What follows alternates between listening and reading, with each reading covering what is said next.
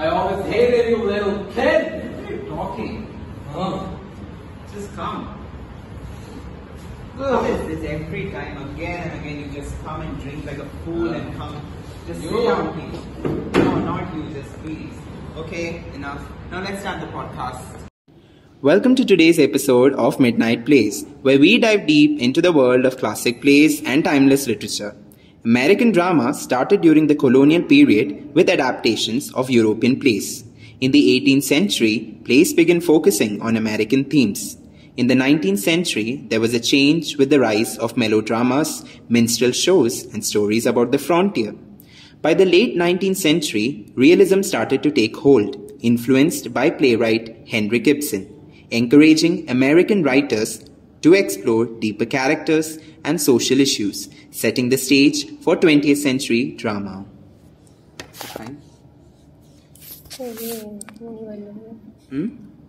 Today we are exploring Long Day's Journey into Night, the profound and intensely personal masterpiece by Eugene O'Neill. Join us as we unravel the layers of autobiographical play, examining its theme of family dynamics, addiction, and the haunting grips of the past. So there are two largely reasons that why we've chosen this play. First is that it is very unpopular in the contemporary times, and second, because of its familiarity with a play that we've already studied in our course, that is The Death of the Salesman. So let's delve into the historical and the social background of the play. So for the same, I would like to call Budaditya to reflect on the same. Thank you, Mahi. When I think about Long Day's Journey into Night, one of the things that really stand out is how O'Neill captures the social and historical pressures of that time. The play is originally set in 1912, and you can feel the weight of that era in every character. Mary's morphine addiction, for instance, mirrors what was happening in the medicine back then. Powerful drugs were being overprescribed without much awareness of their dangers. It also highlights how addiction and mental health issues were hidden or ignored within families. Then there's James Tyrone, whose obsession with financial security reflects a deep-seated fear of poverty that was common in the pre-Depression years.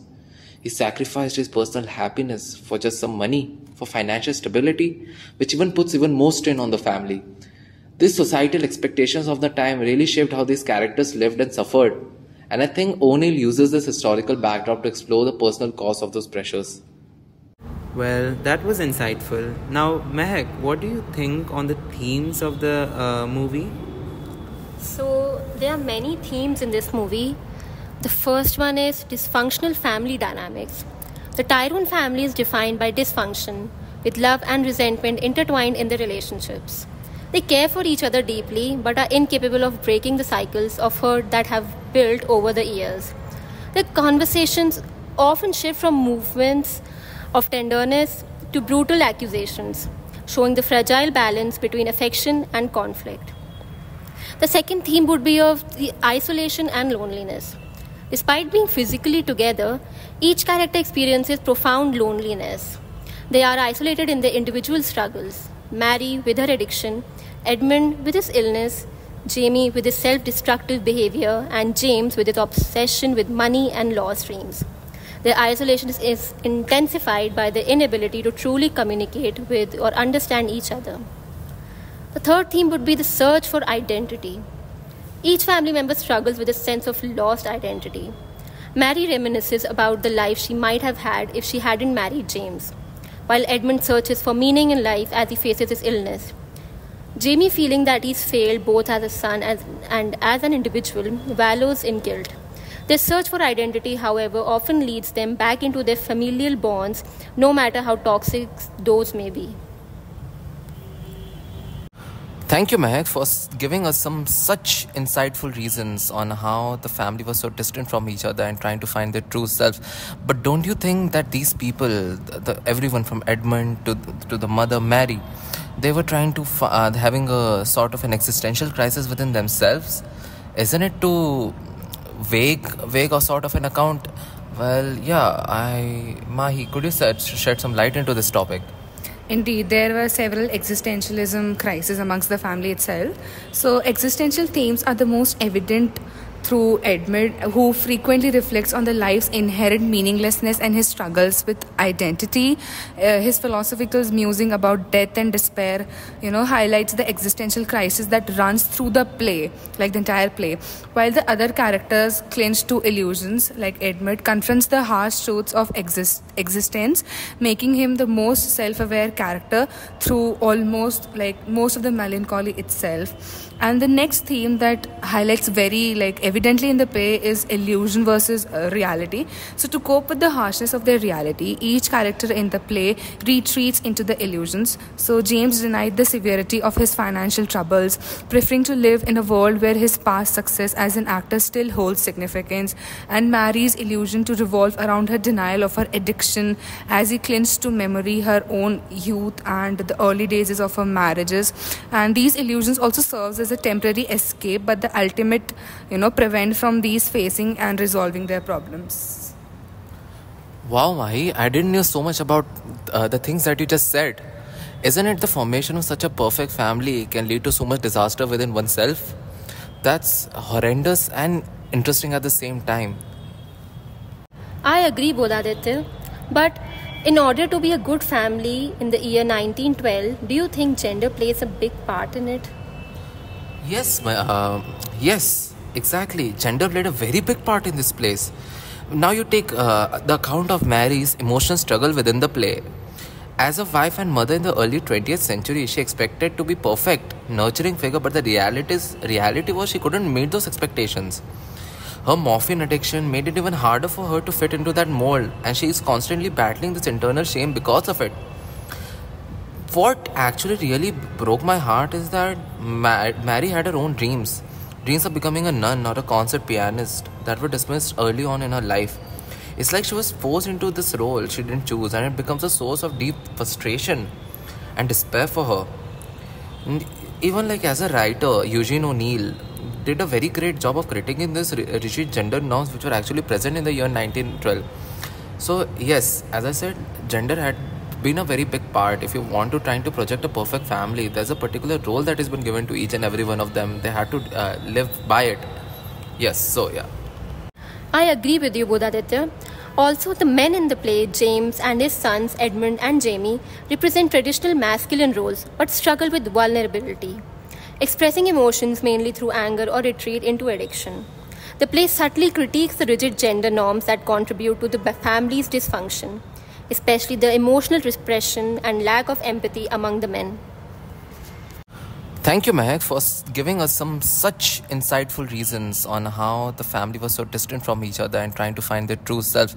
But don't you think that these people, everyone from Edmund to the mother Mary, they were trying to having a sort of an existential crisis within themselves? Isn't it too vague or sort of an account? Well, yeah, Mahi, could you shed some light into this topic?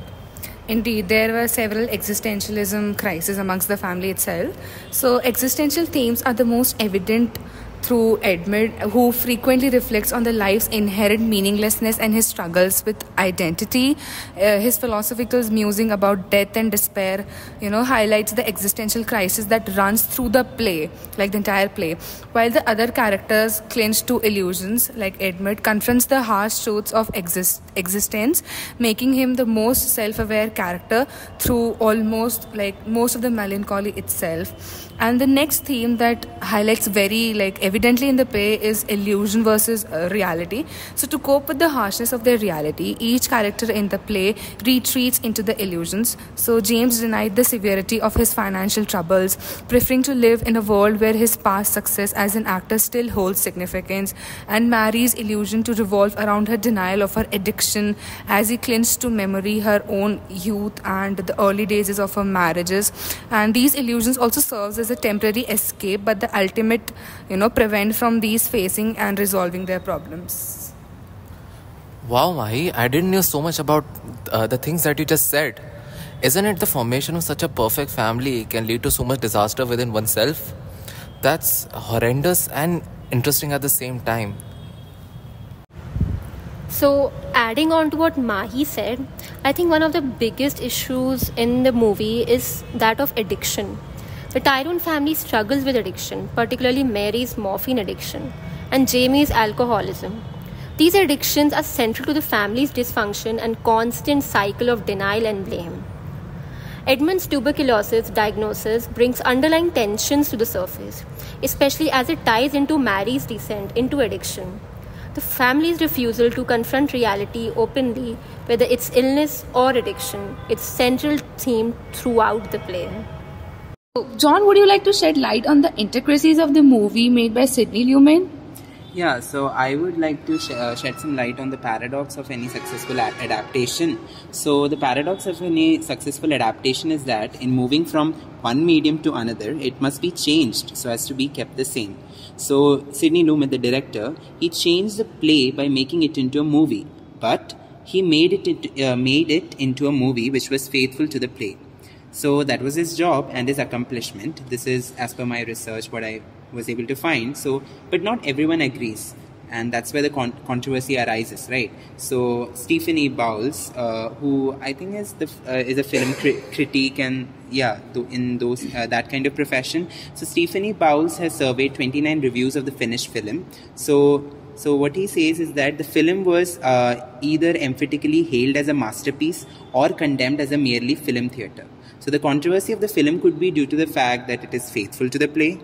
And Lumet understands the cinema so well that his changing of the play is almost hidden, and that's where the paradox actually comes in. So now also the argument is regarding whether the movie is a movie literally or is it a film play. Yeah, so that is also another thing. Now lastly, I would like to convey my interpretation of the movie. So what I think is there are dual personalities of a woman being seen in the form of Mary Tyrone, who is domesticated in an atmosphere, right? So which shows two sides of a woman who is suppressed in a homely environment, showing her polite side and showing her anger on the things which she couldn't achieve, which is the actual desire of a woman's feelings coming out. So, yeah.